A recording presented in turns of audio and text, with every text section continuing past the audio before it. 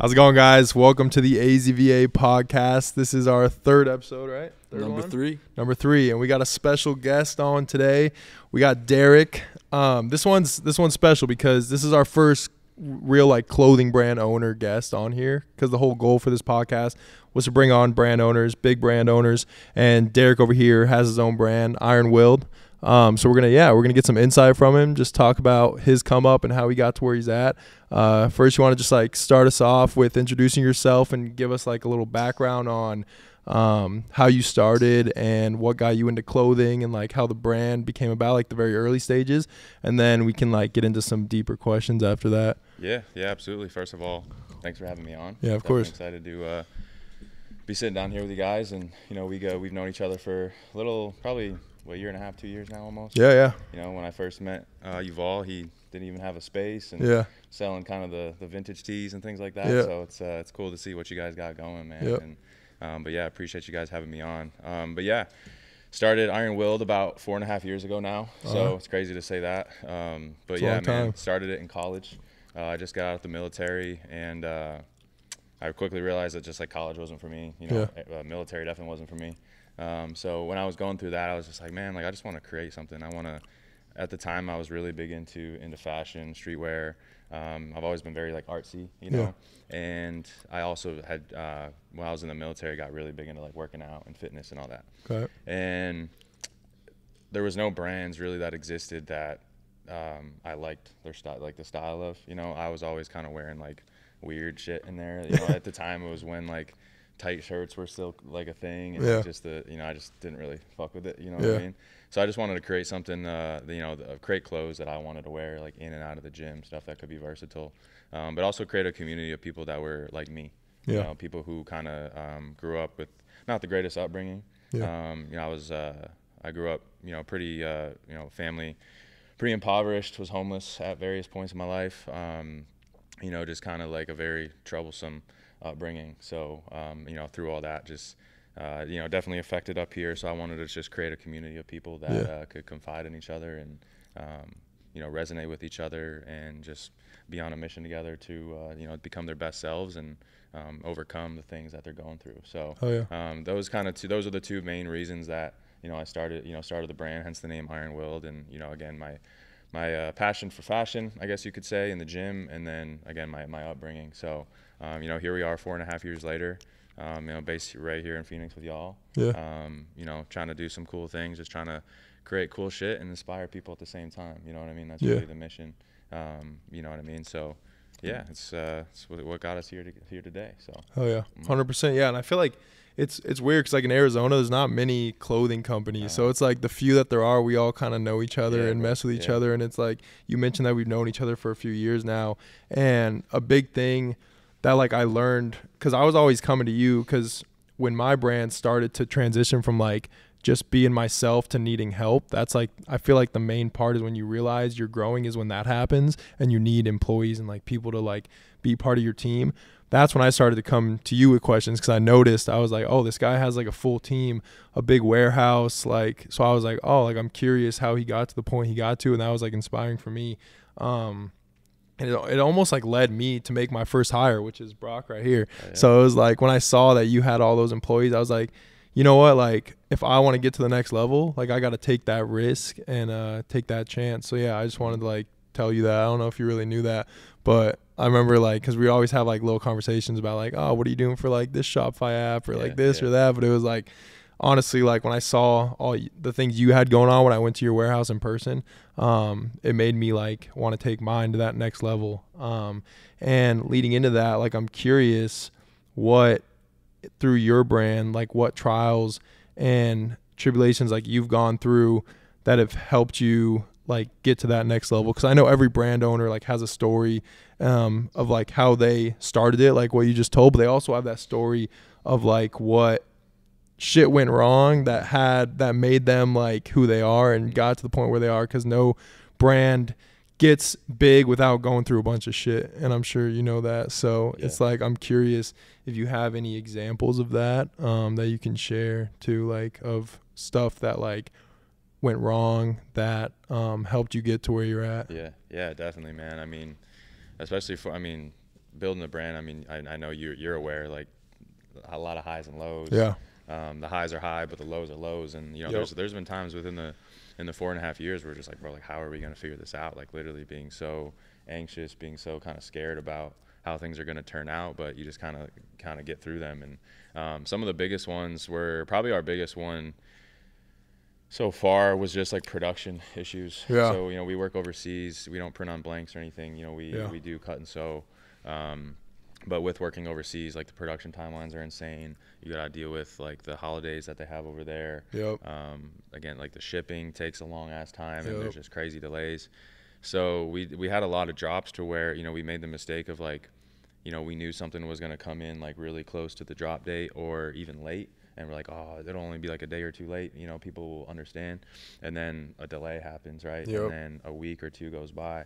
And, you know, you know, that happened multiple times.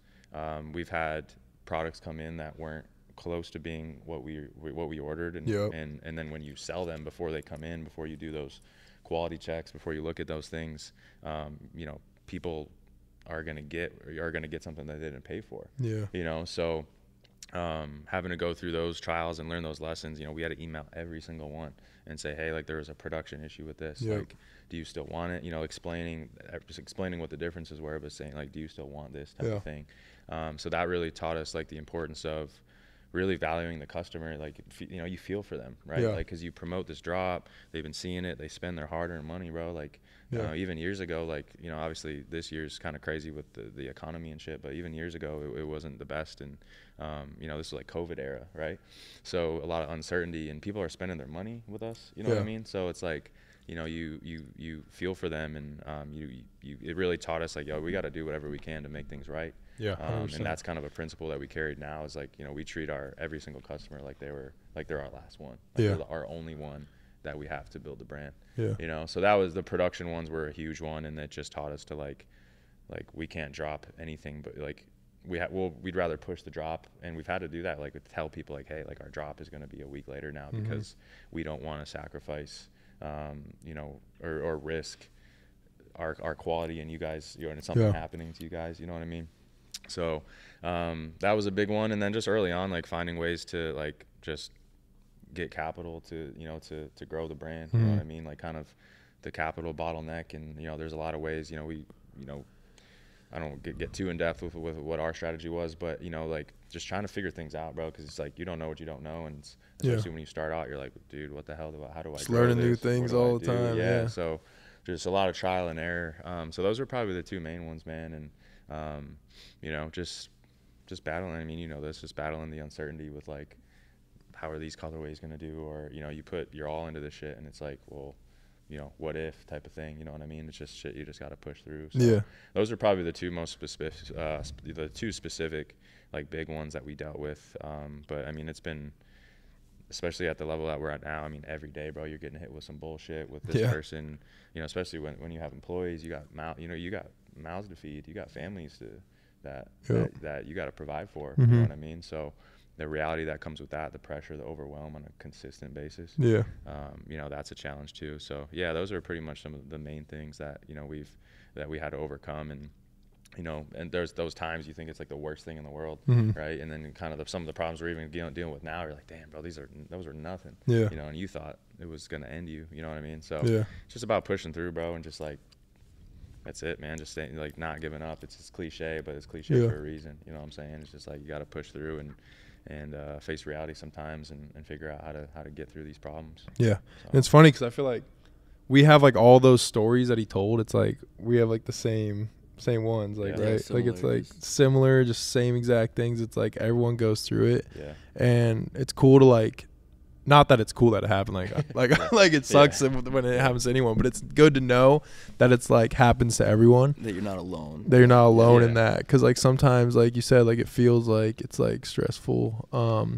And in terms of like design though, because Brock over here, he does like pretty much all our graphic design and like a lot of the creative direction. Like we collaborate as a company on the creative direction, but he like is the one that makes those ideas and puts them on to the table. So I'm curious, because you did design, right? A little bit in the beginning. So I'm curious if like Brock if you have anything for him about design, or if you have anything for Brock, like, because you guys are both like designs and creatives. So. Well, what got you into design? Like, what was it that kind of drew you to designing? Yeah, Did you teach yourself, or like? I taught myself, really, bro. Yeah, I mean, growing up as just kind of like an introverted kid, just like was always to myself. Like I just kind of drew random shit. You know what I mean? I draw like I was big into like wrestling and sports and shit, so I draw like my favorite players and wrestling, just like little illustrations. And I was like 14, I started teaching myself Photoshop. Okay. It was funny. Well, I didn't actually before that. When I was like 9, 10, 11, you know, we couldn't afford internet, so I would just sit there on Microsoft Paint, and like that's when I first started to get like digitally creating art. You know what I mean? And if you want to call it art, you know, some doodles on Microsoft Paint. Yeah. Shit, half the people watching this probably won't even remember. Y'all probably don't know what Microsoft Paint is.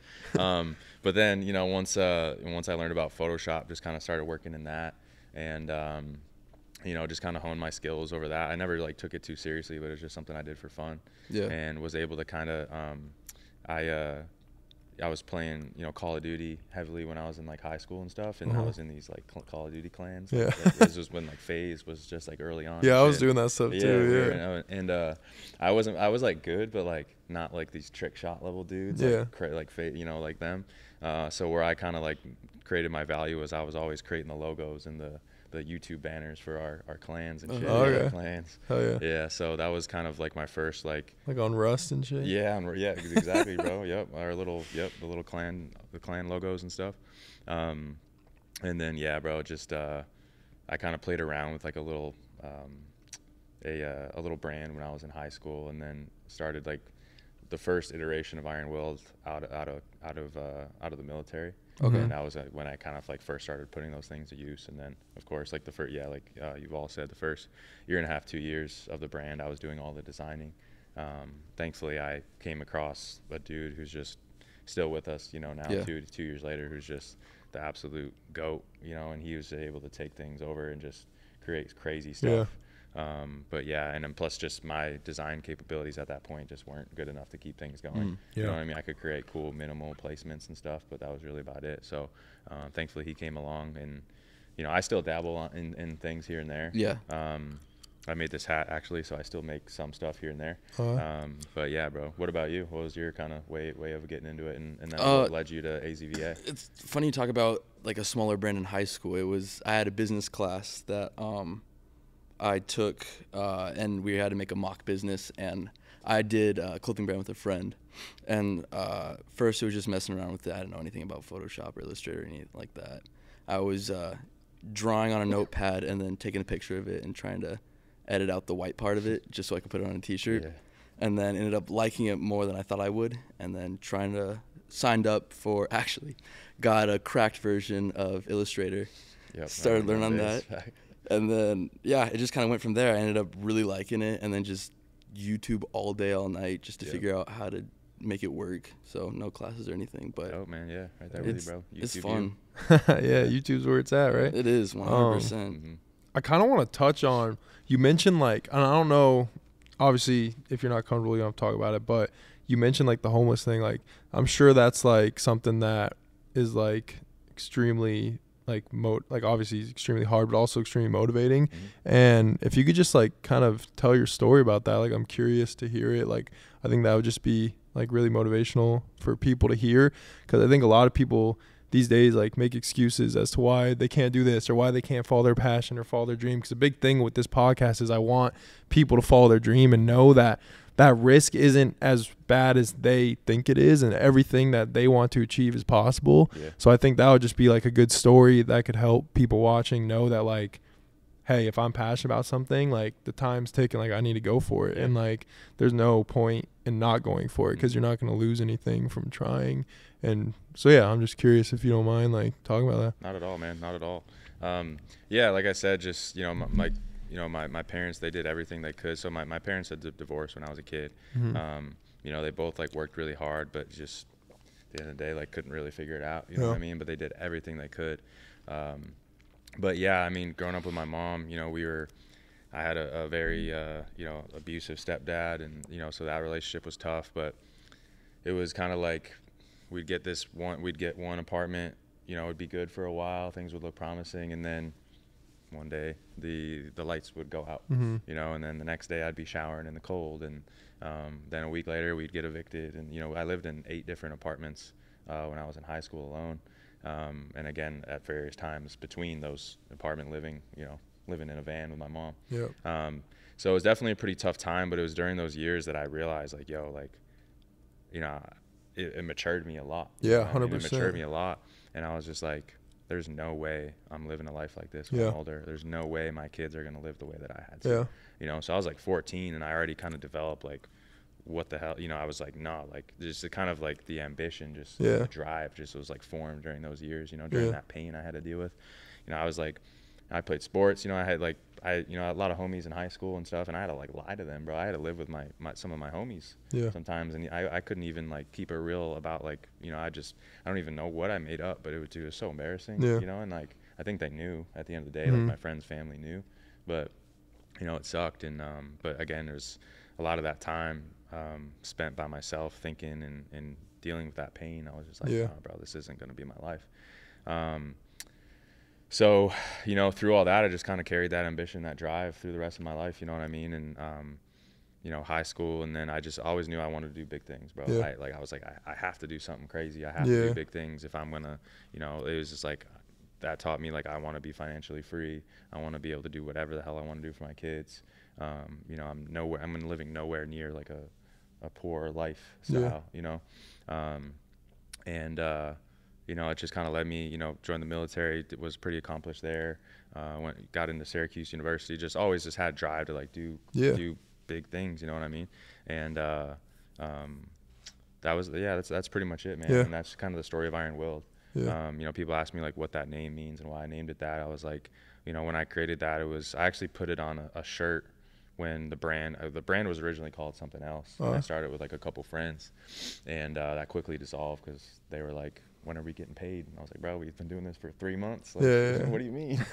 So I rebranded it, and I actually, again, I had that as the name on a shirt, and I put it on there originally because I was like, you know, it's like, if anything I learned in my life and what I saw my mom go through and what I had to go through, you know, like the one thing that she possessed that I possessed that got us through it all was just having like an iron will. You know, so that's kind of what the story was there.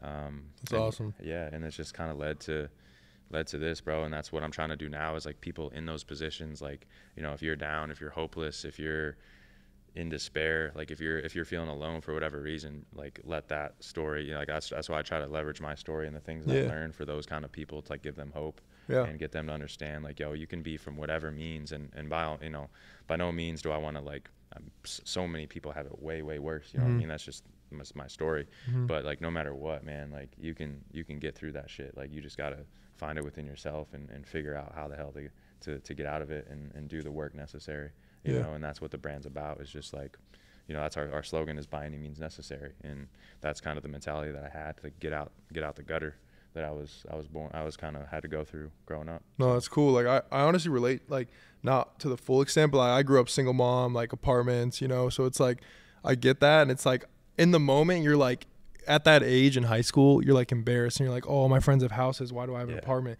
But then it's like, once you get older, you realize like that is the biggest blessing, because it teaches you like so much hard work and dedication. And I guarantee, like, without that, I would have never had like the motivation to always stick with this and to like work those 3 a.m., 4 a.m. nights, like always grinding, like every day, like doing whatever it takes to make it happen. Because it's like, without that, you don't realize how much you can gain from it. And it's like, it builds like a strong mentality, and like seeing your mom like cry and shit, it's like that shit's like life changing, you know? So it's like that builds that like that motivation where you're like, I'm gonna do whatever it takes to make my dream happen.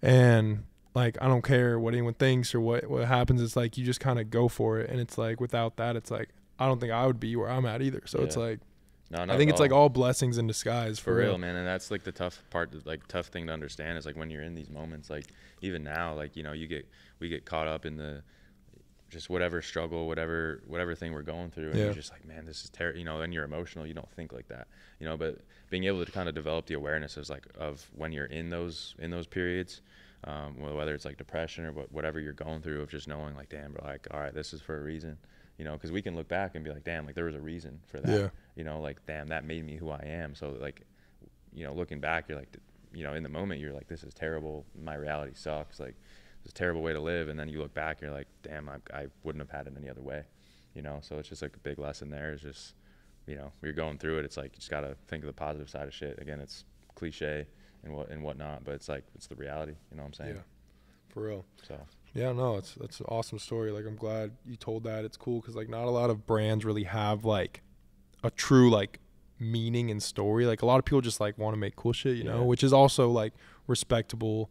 Like, because that's kind of like, we just like to make cool streetwear. There's not like a crazy story behind our name, because our name more just ties into my history and like my past and how I came up. But that's like a great story that like relates directly to the name, and it all kind of ties in together, which I think makes your brand like super unique. Dude, did I ever tell you like his warehouse has like a basketball court in it? You were telling me about Yeah. Have you seen the pictures of it and shit? I think so. Where is come your by, warehouse? check it out, man. Yeah. We're on it's like South Mountain area. Okay. Dude, it's Yeah, like man. it's like the sickest warehouse, dude, I've ever seen. Like, even one time I was there and like, yeah, I need to show you it though. It's so sick. And you guys that can go follow his brand and like go check it out. His personal page, we'll like link it all. There's like probably pictures of it and stuff on your personal, I assume. Yeah, we got plenty. But there, it's so sick. They have like all their inventory, and then in the middle is just like a basketball court. And I went over there one time and played, or two times maybe, and played pickup basketball with them. And I posted a picture on my story, and I had so many people swipe up. We're like, bro, your warehouse has a basketball court? I was like, nah, like I'm still trapping out my garage, but I wish that was my warehouse. Like, hey, bro, but hey, man, the same. Like, we all go through those levels, man. Like, I'm so grateful for it now, and it's like, but I was doing it out of my garage, bro. Yeah, 100%. I Everyone, went from my you know, bedroom to a garage to a little business center at my next apartment, to a 1,800 square foot warehouse, you know, into the place that we're in now. You know? So it's just levels to it, bro, and just consistency, you know what I'm saying? So like, what made, I'm just curious, sorry, I feel like I'm like not letting you No, it's all good. letting you talk too much, but I'm curious what made you guys, because the basketball court was already there, right? Yeah. And then it was like a non-negotiable though to leave it, or were you guys like, should we use this space, or let's leave the basketball, or is it like distracting at work, or like? Yeah, we've actually had to get on the team a couple times, because it's like, you know, people want to go in the warehouse to, they'll shoot around just to like kind of decompress and stuff, which is cool. But, you know, we have a warehouse staff that's working, you know, the whole day back there, and it can be distracting for you walk in, it's just like people playing horse and shit. Dude, no, literally, bro. We've had to get, you know, it's like we noticed a couple, like, bro, y'all been back there for 2 hours in the middle of the day. What are y'all doing? You know what I mean?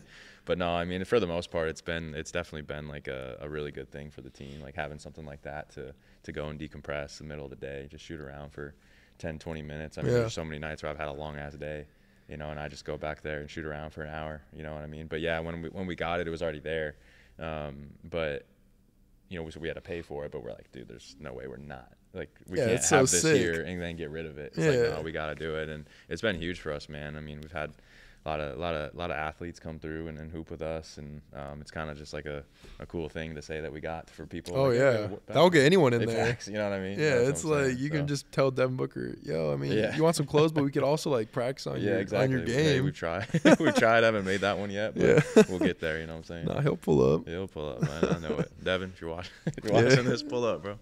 I bet Devin Booker's not watching this. No, but he's not. But hey, maybe. I hey, don't know. Never say never. Never know, bro. I have this question. This question's kind of for Brock and for you, like both of you guys. So I'm curious, because like Brock knows what kind of boss and like owner I am, because like we've been working together for like almost a year now. So I'm curious, like, what kind of boss and manager are you?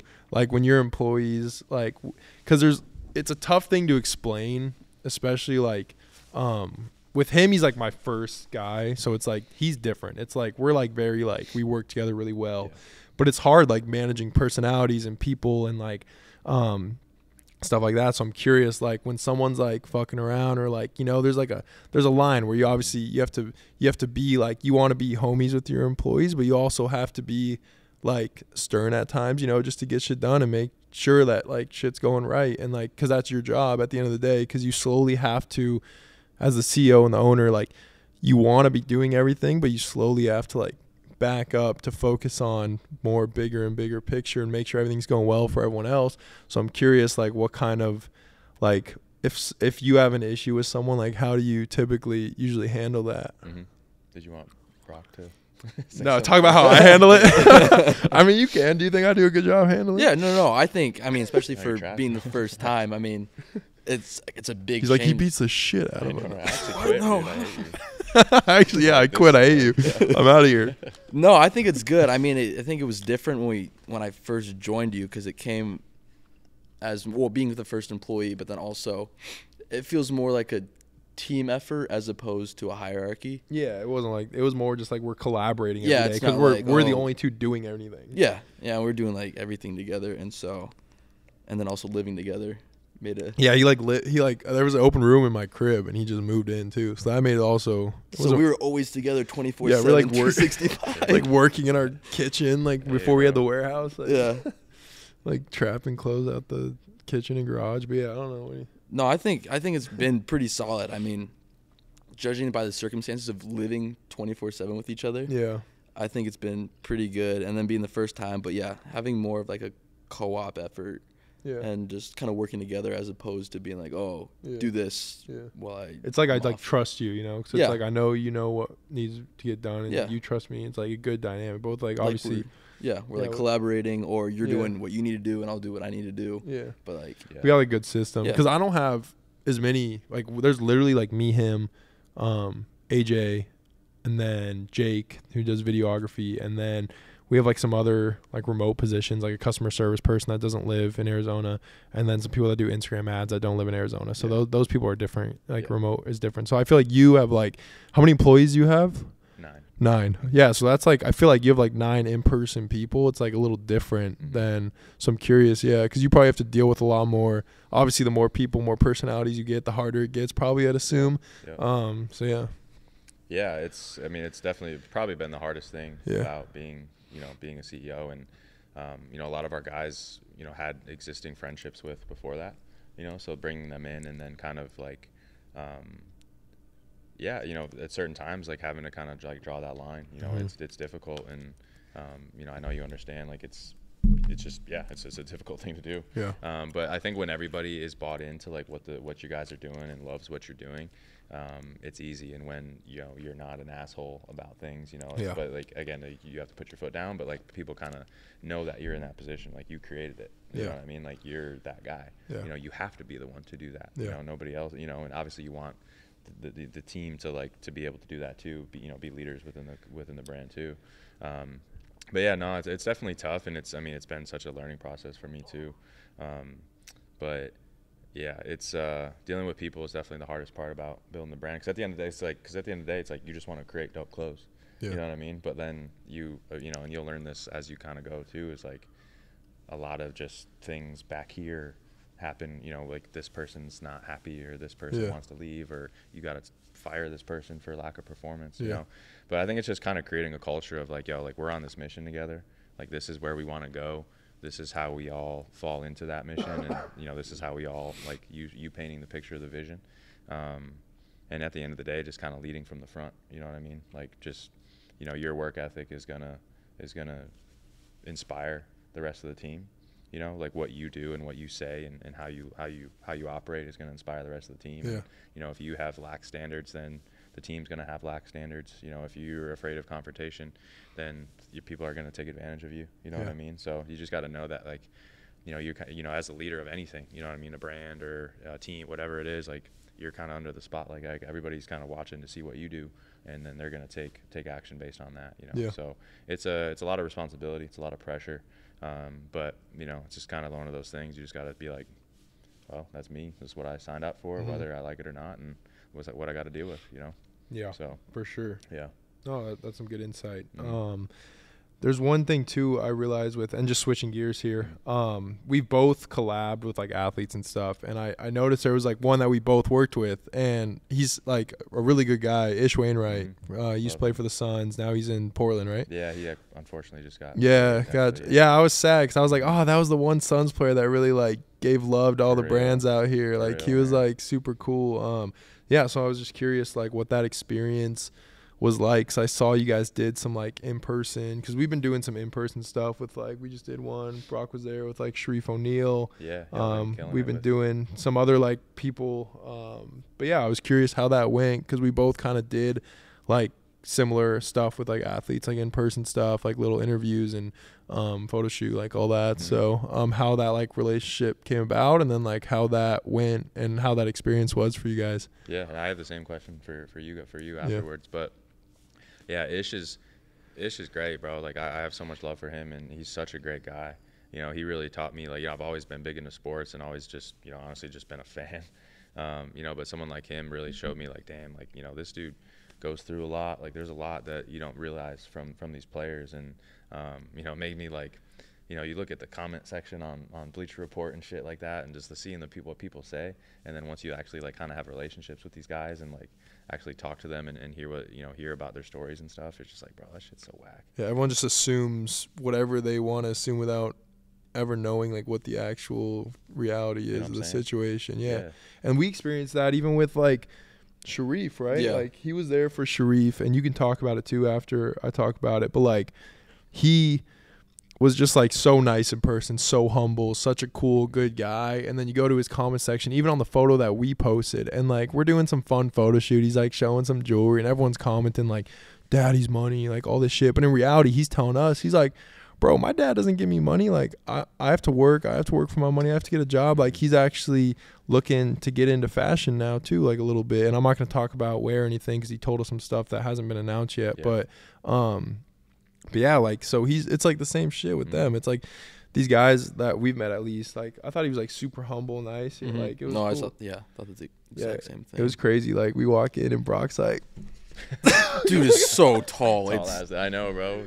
Especially, he's I mean, I already feel short with Yuval. I was gonna say, he doesn't have that problem. You know, he's just right there on the same level. We're just like, no, he even made me like. He's like I've never 6'11". seen anybody make Yuval look a little shorter. Yeah, I was like, even we took a group picture. I was like, damn, this is the first time I'm not like the tallest one in the group picture. Yeah, like, for real. And I was by far the shortest. I was a fun pick. He's like, "Nice to meet you, Sharif." He's like looking down, like half his size. Yeah. Nah, but he was a cool guy. He was super just down to earth, humble. Yeah. And like I mean, people of that stature, just that fame, I guess, I just don't expect it. Because just like the common person, like, and just the way he was just super cool with everybody, and That's dope, man. That's cool to hear. Yeah, it's like you realize these guys are real people. Yeah. At the end of the day, you know what I mean, and they go through shit just like we do. You know what I mean? They just happen to be in the spotlight and happen to be perceived as these, you know, I don't know, like robots. Like they don't have, like they're not real people somehow. Yeah. Like this, people who can just say what the hell they want, and you know. And but yeah, no, working with Is was really dope, bro. He's such a great guy. You know, we've had the pleasure to do like a little documentary style film with him about his story. That was really cool. But yeah, man, it was really dope with him, and you know, we still have some things in the works with him that are excited that we definitely want to let you know about closer to the time comes. But yeah, man, it's just about doing things with people that are like-minded, and you know, and building relationships and just doing cool things for, you know, we want to do cool shit for the city. Obviously, I know you guys want to do that kind of stuff too. Yeah, for sure.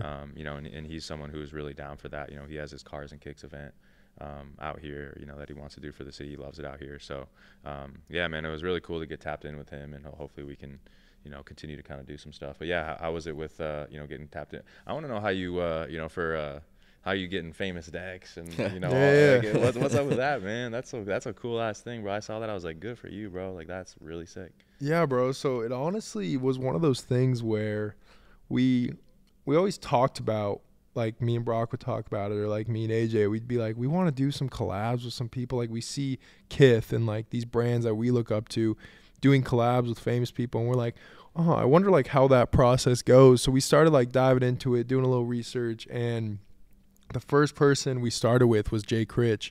And the reason, like, it was honestly one of those things where it was a snowball effect.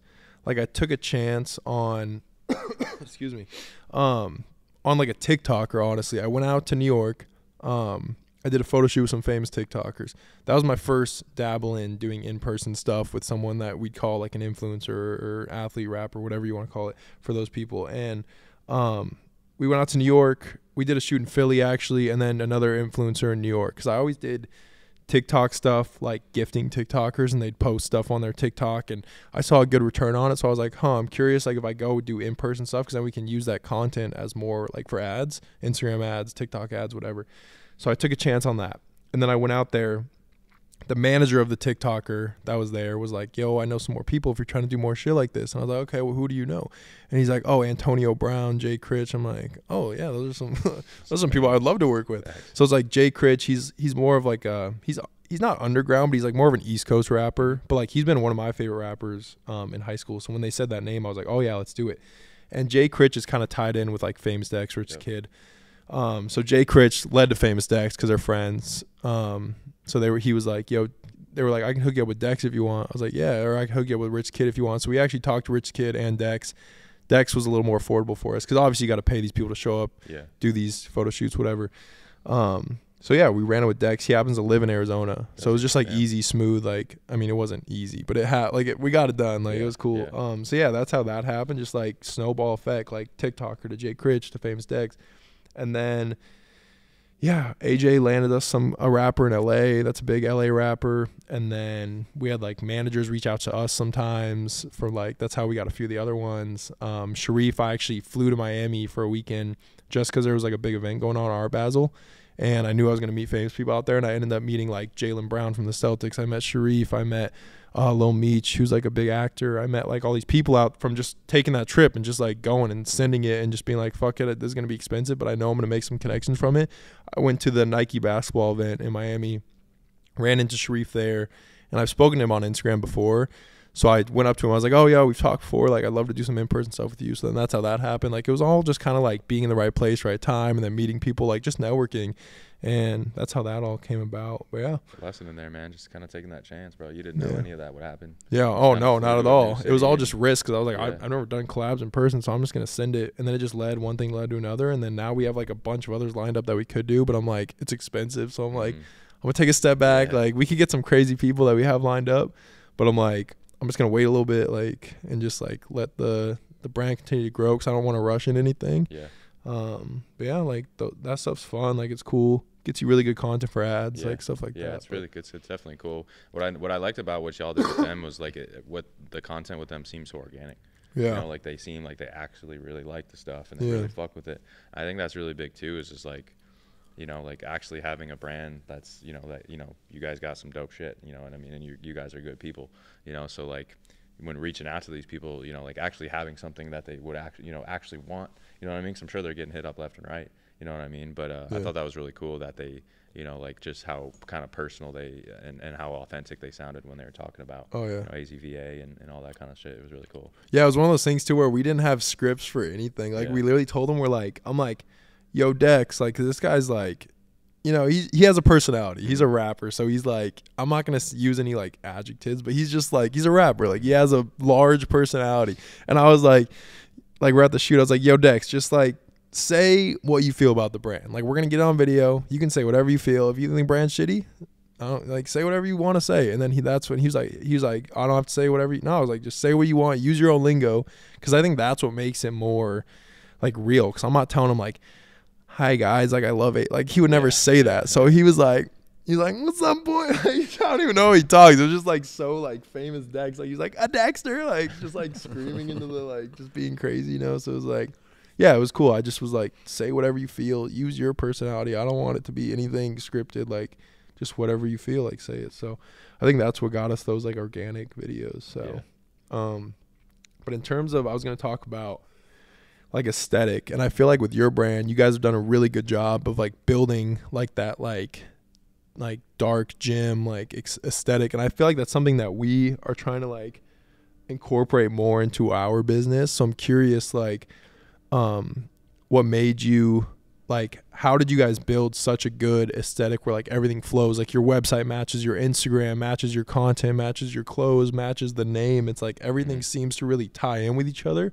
And I'm curious how you guys established that, and then also like your best, like, we don't have to give too much free game, like, but like whatever marketing tactic you feel is like worked the best for you guys. Like, it doesn't have to be like specific, but like whatever you felt has generated the most sales for you guys. I'm just curious, like, what tactic that is, and you don't have to go into like we did this exact ad on I like got some game. I got some. Yeah, for sure. Really, our aesthetic, bro.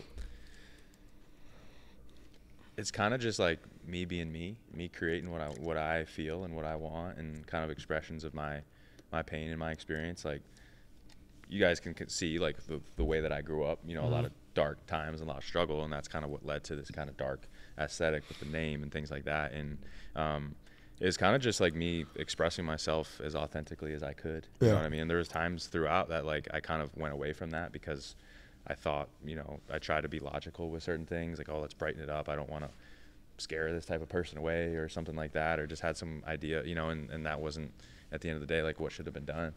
So I think it's just really staying true to like your vision and staying true to like who you are, and kind of creating authentically through that. I think that was the kind of the biggest lesson, and that's where we're at right now is like we're kind of more ourselves than we've ever been, and like our content is doing better than it ever has, even in times where like, you know, I mean, they say it every damn year, but like, oh, the algorithm's fucking everybody up, you know what I mean? But like our shit's doing better than ever because we kind of like, we didn't like rebrand by any means, but we just like kind of found like exactly what we need to do, really. And that kind of ties into this to the latter half of your question is like marketing tactic. Like what did we do? Like we built a community. That was it, bro. We built a community around our ethos and about our mentality and our attitude, and kind of I don't want to say we showed it, but we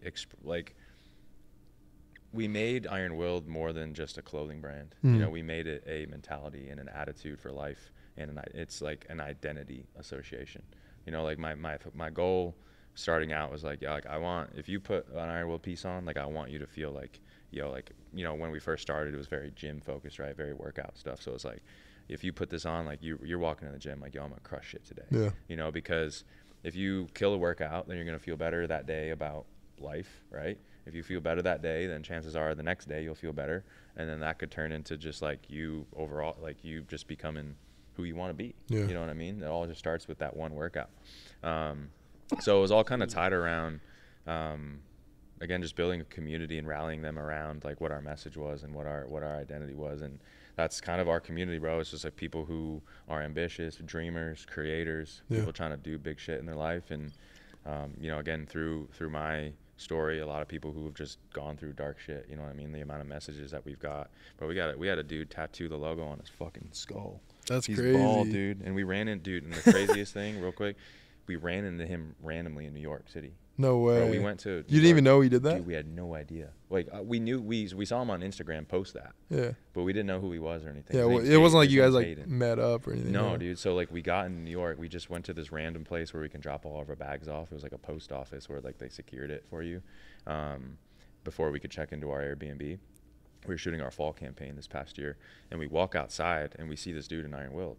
Like, dude, this is a random street in Brooklyn. He's wearing the clothes too. Random street in Brooklyn. Him and his girl are wearing Iron Willed. And then we kind of notice him right away because it's like you kind of remember the guy who's got a giant dagger tattooed on his head. You know what I'm saying? Yeah. And dude, it was the craziest thing. But, you know, back to my point.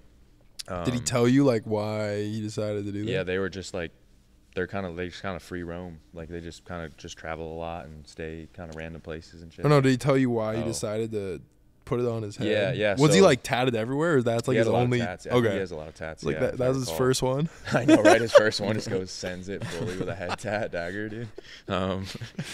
So the forehead, like 21 Savage. Shit, yeah. Imagine that, bro. You could low-key pull it off. It looks similar to your logo. Hey, bro. Yo, 21 put this on for us, bro. He knew about Iron Willed, early investor. Real, bro. Imagine that story, dude. We get 21 Savage to run a campaign with. Hey. Never know, bro. That'd be crazy. But no, my point was, you know, just a lot of people like just the brand means so much to them that they're willing to tattoo it on themselves. Yeah, it's wild. Know, and like they live it and they embody it every day, and it becomes part of who they are. Yeah. You know, and that's true like brand loyalty. You know, and to survive, you need that loyal fan base. Yeah. You know, it's like people talk about like having cult followings and shit. You know, and it's like sounds like bad. but like that's what you need. Yeah, you need that customer retention and that fan base. Yeah, it's not about selling them even for you guys. Like I know you said like you don't have like a crazy defined mission that you're always talking about and stuff. But at the end of the day, like what is fashion? Like it's a way to express yourself. Yeah, it's a way to show your identity, to feel confident in yourself. And that's at the end of the day, like that's what you're selling. Yeah. And for us, like it was expressing that and expressing the rest of our message. That really got people to buy in, because they're like, damn, like they actually care. Like this brand is for us. This brand is for me. Like this is my type of thing. You know what I mean? So I know that was pretty long-winded, but that's pretty much what we did, man. It's just like focusing on our people, and creating for them, and I mean. Yeah, just understanding our target demographic and doing everything we can to make them love the brand. Yeah, 100%. And not being manipulative. Yeah. A lot of brands are very manipulative, like just buy, and this sale and that shit. Yeah. You know what I mean? It's like, especially now, bro, going into 2024, every piece of research I've read, every article, Business of Fashion, Forbes, even like, I do a lot of research and brand marketing, bro. I mean, it's some game for you, like brand marketing, bro. Influencer marketing is not the same. Yeah. Paid advertising is not the same. Brand, bro. What do you stand for? That's the biggest thing. What do you stand for? What are you against? And preaching that to the world. Yeah. You know what I mean? 100%. And I feel like you're like really into meaning and like purpose in what you're doing too. So like, I'm curious, do you have any insight on like, just like, I feel like with you're very like meticulous with like the meaning of things and like having like good names for products and stuff. So I was just curious if you had, I mean, not to put you on the spot, like the creatives, bro. Like why I prefer that or what? Just like what makes you, because I know like sometimes we'll be like talking about a product and you're like, you'll want to put more meaning behind it, and I've always respected that. Yeah. So I'm like curious, because you get like excited about that stuff and like you're always like, you know what I mean? Like like even with just like naming a product, like I know you love doing that, and it's like that name of that product gives it that meaning. So I've like, you're always just like, I feel like you bring us that like meaning a lot of the time, and that like message, because I'm very business minded, like like that's where my strengths are. Yeah. So I'm always trying to figure out like how we can grow, scale, so it's like I feel like you've done a good job of helping us create that like meaning behind and that aesthetic of like vintage 90s clothing, but like in our own modern twist, So. Yeah. Honestly, it's just pulling off of like conveying emotion with your customer, and that the best way to build like a cult following is the whole reason that somebody would follow your brand is because your brand makes them feel a certain type of way. Yeah. And they feel heard in whatever niche that is. But I just always appreciate a brand that can make you feel more than just like going into like a Forever 21 and getting like a random t-shirt. Yeah. Like there's no emotion there. And so you're like, oh, it's a cool looking t-shirt. I'll wear it for a week and then forget about it. Yeah, but then 100%. There's something else. You're like, oh, I've been wanting this. This brand speaks to me either by like the people that wear it or the message they try to deliver. Yeah. And I just feel like it's so powerful, and it's the best marketing tactic a brand can use is to use the emotion, is to drive a person to purchase, as opposed to just, oh, this item's on sale, this is 50% off, you should buy it right now. Yeah, for sure. I'd agree. Yeah, no, that makes sense. No, that's cool.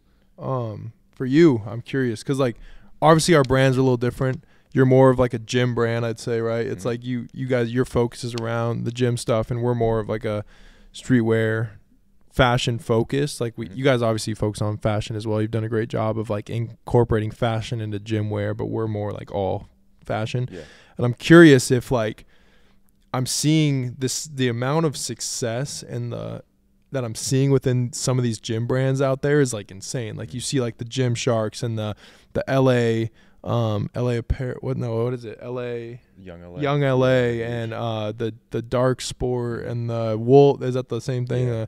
So I'm curious, like, where do you find motivation from? And like Inaka, like the like big dogs that we would compare to us would be like our Rudes and our Kiths of the world. Those are like those guys to you. Like, what do you take from them? And it's like exciting because I feel like you guys are headed there, which is like a cool thing for you to like think about. It's like, we're right there. Like, you guys are going to be as big as those guys. Like, I see it because just everything is cool with what you guys are doing with the message, and the clothes are dope. And, like, I really see you guys being one of those brands up there with those guys. So I'm curious, like, where you find motivation from them, and, like, do you follow any of their owners and, like, Bradley Martins of the world and those guys? Like, do you, like, follow kind of what they're doing? Because I know personally I look up to, like, the Ronnies of the world and the Ruigis of the world and the guys that own those brands I mentioned. So I'm curious, like, what you kind of take from those guys and how you've incorporated any of their strategies into your own. Because I've done that with, like, those brands I mentioned. Yeah, there's a lot to learn from all those brands. My biggest thing is, like, I take inspiration from them for sure. But, like, on the fashion side of things, like, I'm following the same guys as you. Like, Ronnie is probably my biggest inspiration. You know, like all those types of guys too. Yeah, really for us, it's just like creating our own thing. You know what I mean? At the end of the day, like to me, Iron Will kind of transcends just the gym. Yeah. You know, and you know, and I want eventually I want to get into sports and athletics more. I want to get into pure fashion pieces. You know, we dabble in things and we've done a lot and had success with, like, fashion specific pieces. Like, this isn't like even the one you're wearing, like, that's sick. You know? That's so, like, not just gym. So I very much respect what all of them do. Mm-hmm. I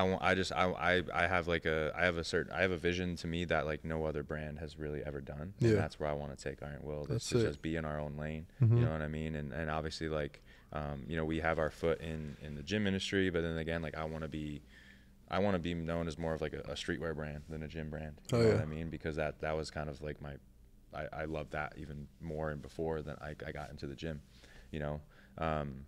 But yeah, it's just, like, kind of taking the inspiration from different places and having respect for the people who have been doing it and who have built those huge brands, and you know, taking what you can in terms of inspiration from them, but also just, you know, creating your own thing is such a huge thing, because the only way they got to where they're at is by being, like, authentically them and creating 100%. Something new for the world. Yep. You know, and I even got caught up, like, there's some of those brands you mentioned I took too much inspiration from early on. Yeah, you're almost like, they're doing so well, I want to kind of copy with it. But you got to just do your own. It's a huge lesson learned, bro, and we actually got kind of, like, called out for it even once. You know, one of our designs looked similar to one of those brands, and you know, it was like, damn, bro, like, fuck, that can't happen again, man. Like, it's like, that's their staple. We got to create our own. Mm-hmm. And it's, like, embarrassing, and you realize it's like, damn, bro, like, why did I do? You know, you're like, what the I've fuck? done the same shit, bro. We have a pair of shorts that look just like Roots.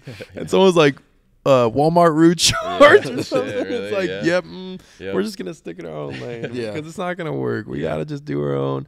And that's when we started, like, the patchwork stuff. We felt was like, this is something that we were, like, really excited about, and we've seen, like, a lot of people get really excited about it. So it's cool to, like, just kind of just be your own person, be creative, and just, like, it's okay to not have an idea, you know, and it's like that idea will come, and you don't have to, like, always take it from something else, and you can, like, it's like, obviously fashion is very, like, trends get circulated. It's hard to, like, do something completely your own thing. It's like impossible. Right? It's like, you know, unless you, like, put a pair of shorts with a hole on the freaking, like, like some weird shit. That's the thing, is, like, that shit's gonna work for Balenciaga. It's not working for us. Like, we're gonna post that, people be like, what the fuck are you doing, bro? Like, what? You know what I mean? So it's like, it's tough, you know, because I mean, all art is inspired too at the end of the day, and it's like tough, you know, when these the you know, the Rudes, the Balenciaga, all the luxury brands, like, they're planning. Everyone's gonna look at that. It's they're looking at that, but they're also planning years and years in advance. Like, they know the trend. They know what's coming. We won't find out for another year. You know, so it's just trying to innovate and trying to be unique. Trying to be that trendsetter. Exactly. Trying to be a trendsetter, and that's really the only way to kind of pop up above, you know, all the other brands that are kind of similar to you at that point. You know, you gotta be different. And it's the only way to make a name for yourself, you know. 100%. Dope. Well, I feel like we've touched on a lot of things. Do you have anything else you want to talk about before we close things up? Or I think that any questions about, ask him, like about his designers. Are they better than? No, I'm kidding. Is your designer better than me? I think we covered. Yeah, we covered all a lot. of it. Yeah. I feel like I kind of talked about everything I was curious about. So cool. No, I think we touched on a lot, bro. A lot of respect for what you guys are doing, man. Right back at you, bro. The first time you popped in, bro, like, I got a lot of people hitting me up about advice, questions in the DM, like a lot, like a ton of that shit. You know, it's very rare that I see somebody, like, with a vision that I really fuck with, and just an energy that I really fuck with, and you had that, and you have that, and that's been a testament to your success and the growth that you've had since we first met.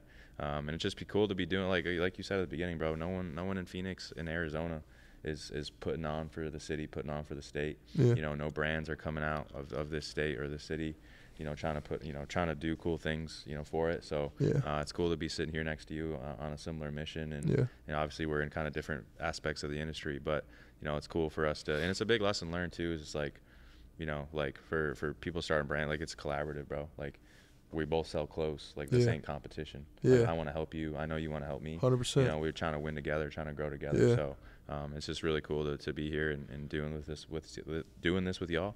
And I hope your audience was able to get some value today, bro. Yeah, 100%. Like I said before, we're just trying to, just like build a following of people that respect what people like us are doing and want to learn, but also like this is just to like help other people out too. Like we want people to achieve their dreams, their goals, and if they're interested in clothing, to be able to learn from this. And we really appreciate you coming on today. We got him dripped out on some AZVA. Yes, sir. You know, he's got on the Resist tee right here. Half the shit I wanted was already sold out, bro. So you know, y'all gotta give me some early access next time. But hey, he had to settle for an older shirt. No, that one's still dope though. It, bro. You actually mentioned you liked that one to me like a long time ago, so I'm glad I could get it to you. Absolutely. But yeah, man, appreciate you coming on. Wish you guys nothing but success. We're obviously going to stay tapped in with each other, and we definitely got to like talk about doing some work in the future, whether it's like a collab or like an event together or something cool for Arizona. I think that would be cool because, like you said, there's not a lot of stuff going on, at least not as much as LA, New York, you know, Miami. So hey, it's on us now, bro. Yeah, I guess some shit to have, but I appreciate you, bro. Yep. Of course, bro. Let's get it, man. AZVA, baby. AZVA Iron Willed collab maybe one day. Let's make it happen. I got to get on your level with the following. We're good there, bro. We good, bro? Yeah. Yes, sir. Hell yeah. Peace, got to wake you up. I know, right? Sleep over there. Into episode 3. We'll see you guys next time. Appreciate you.